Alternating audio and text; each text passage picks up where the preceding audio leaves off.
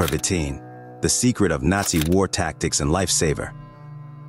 The Nazi victory at the beginning of the Second World War, from the success of Operation Blitz in 1940 to the Battle of Barbarossa, was supported by a drug they called Pervitin, a drug that made one country addicted to it until it caused casualties. However, Aimo Koivunen managed to pass the overdose period due to Pervitin, which helped him escape from enemy pursuit. How was his story? We will talk the use of Pervitin during the war and Aimo Koivunen's traumatic experience. So, don't forget to like, comment, and subscribe to this channel. Besides the weapons used by Nazi soldiers to win the war, there is one secret that was finally revealed when Norman Orwell published his book entitled Der Total Rausch, or Blitzed, Drugs in Nazi Germany in 2015. In the book he wrote that during the Second World War they used the tactic of consuming a drug called Pervitin. His research was based on interrogations in military archives belonging to Hitler's personal physician Theodor Morell, which he obtained from the National Archives in Washington, the Federal Archives in Koblenz, and the Institute of Contemporary History in Munich. The research took years. Pervitin, that's how the Germans called a drug like methamphetamine, also known as crystal meth, or now, people are more familiar with the term shabu sabu. Why was methamphetamine circulating in Germany and even consumed by military soldiers? Crystalline methamphetamine was first produced in Japan, then brought and developed by Franz Hauschild in Germany. In 1938, the drug was patented by a pharmaceutical company called Temmler Pharmaceuticals in Berlin under the name Pervitin. Trying to compete with the popular Coca-Cola, Temmler entrusted its marketing strategy to an advertising agency Math as Amp, Sun. Pervitin decorated almost all of the capital's billboards in 1938 with vague consumption regulations. Temmler claimed the drug could provide a burst of energy and cure various diseases such as headaches, asthma, depression, schizophrenia, and others. The drug had a good reputation, far from being dangerous. It is cheap and very helpful when working. It is used by people who work at night, such as nurses, security guards, telephone operators, heavy workers who need physical strength, and others. Among young people, Pervitin is used for pleasure or occasionally used to increase stamina when making love. Sometimes they mix Pervitin with chocolate. The popularity of this drug reached the attention of Nazi military officials. Otto Ranke, director of the Institute of General and Defense Physiology at the Berlin Military Medical Academy, experimented with Pervitin on 90 students. From the results of his experiments, the drug could help Germany win various wars. In addition to boosting energy that kept the soldiers from feeling tired, Pervitin could also increase awareness. Keep them awake for 3 days without sleep and up to 60 kilometers of non-stop travel and reduce hunger. In fact, since 1933, Hitler and his party had been spreading anti-drug rhetoric to make the German economy less dependent on the pharmaceutical industry and overcome drug addiction.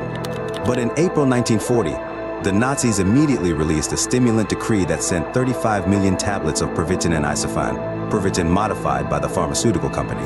The drugs were distributed to all soldiers of the Wehrmacht, or German Armed Forces, and the German Army.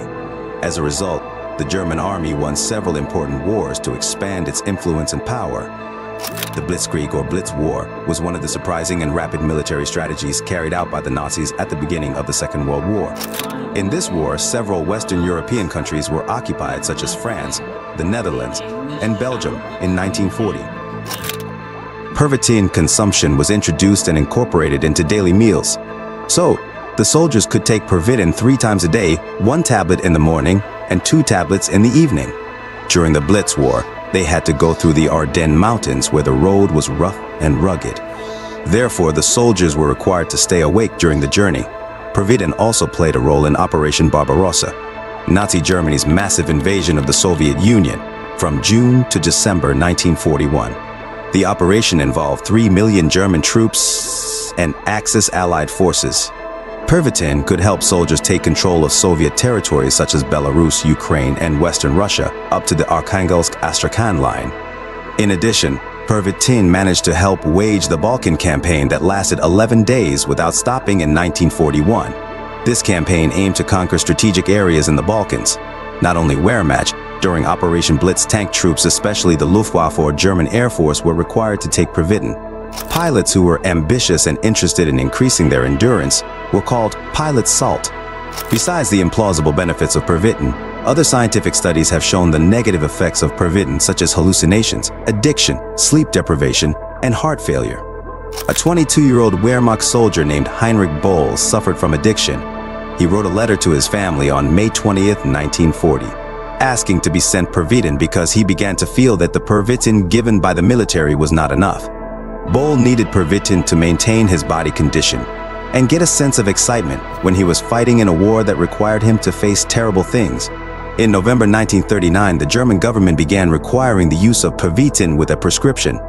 Hitler himself used drugs such as barbiturates, opiates, and a type of amphetamines, but not Pervitin. He took these drugs on a long-term basis prescribed and injected by Dr. Morell. Hitler's first dose was Eukodal, a brand of the synthesized opiate oxycodone. Morell injected him when Hitler was about to meet with Italian leader Benito Mussolini in July 1943. In the spring, when Hitler and his wife, Eva Braun, decided to commit suicide, it is likely that they also suffered from not being injected with the usual drugs. One day, a German soldier's plane was shot down and crashed in a remote area. A British intelligence officer found a tablet on the plane. Then the drug was researched for its usefulness. After getting the answer, they followed Nazi tactics.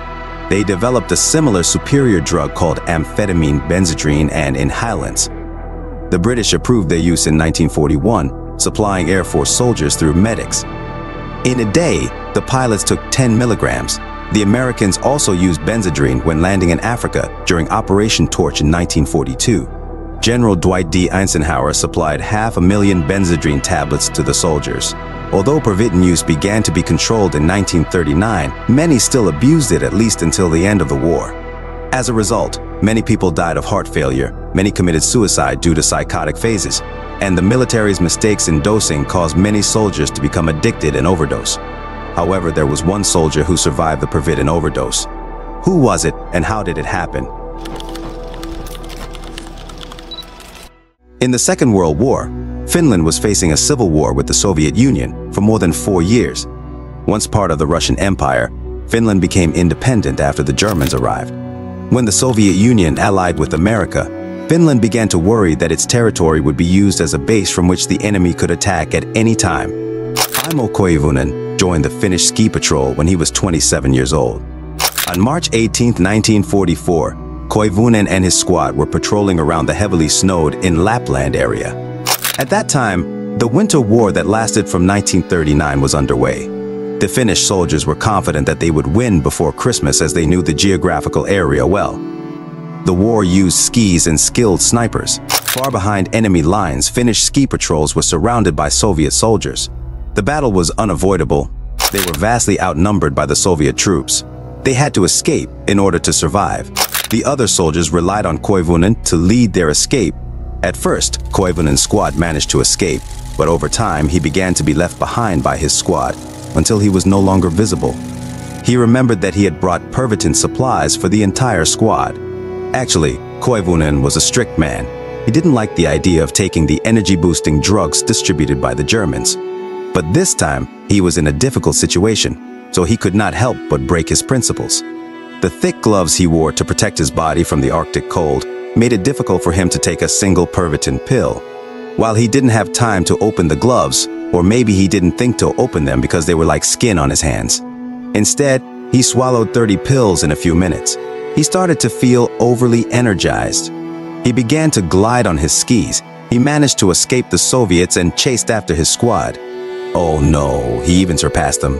He continued to glide with blurred vision until he finally lost consciousness. The next day, he realized that he was alone in the middle of snow in an unknown area, with a temperature of 15 degrees below zero, or about 5 degrees Fahrenheit.